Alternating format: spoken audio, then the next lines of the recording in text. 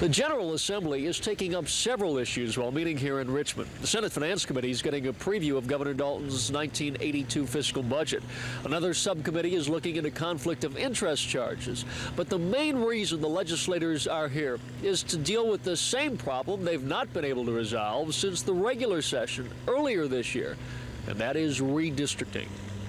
After a brief opening session, the Senate got to reapportionment via a public hearing on where to draw the line to determine Norfolk's two senatorial districts. The Senate's only black member, Douglas Wilder from Richmond, chastised the Privileges and Election Committee, of which he is a member, and he sparred with the committee lawyer, Mary Spain. You're anticipating argument. I'm not asking for argument. What's your answer to the question, Ms. Spain? Do you know? You don't know, do you? Wilder says drawing the line from north to south creates two white districts. Instead, Wilder says the line should go east to west, so Norfolk blacks would at least have a shot at electing a black senator.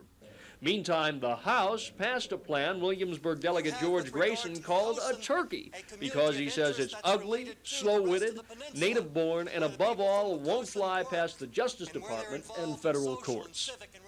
In addition to possible Justice Department rejection, there's a new threat hanging over the legislator's head. Governor Dalton has indicated he may veto any redistricting bill that doesn't have a sufficient number of single districts. Add that to the mix, and it's likely the state won't have a redistricting plan drawn up until after the 1st of next year. In Richmond at the state capitol, Mike Deason, The Daily News. The Justice Department and the courts have each rejected House redistricting plans because the 100 districts weren't equally populated, some weren't compact and didn't share the same community interest, and some multi-member districts diluted minority voting strength. In Norfolk, everyone votes for the 5 delegates who represent the city, rather than each delegate representing 1/5 of the population. Ask any Norfolk legislator why he or she is in favor of multi-member districts, and they'll tell you it's because Norfolk will get better representation. But there's also another reason, and it's called self-preservation. Delegate Tom Moss lives in West Ghent, Bob Washington in Ghent, Edith Harrison in North Shore Point, George Heilig in Meadowbrook, and William Robinson on the other side of the city in Camellia Shores. If Norfolk were divided into 5 districts, Moss and Washington would definitely have to run against each other, as would Harrison and Heilig. And depending on how the lines were drawn, all 4 might be common foes.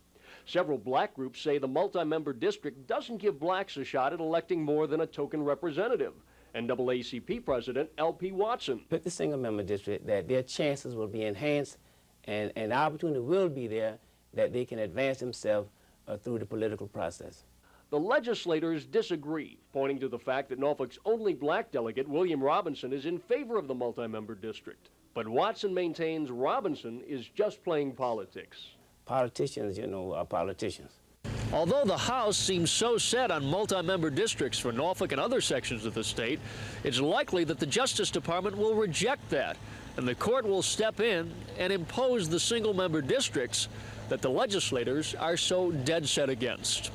In Richmond at the state capitol, Mike Deason, The Daily News.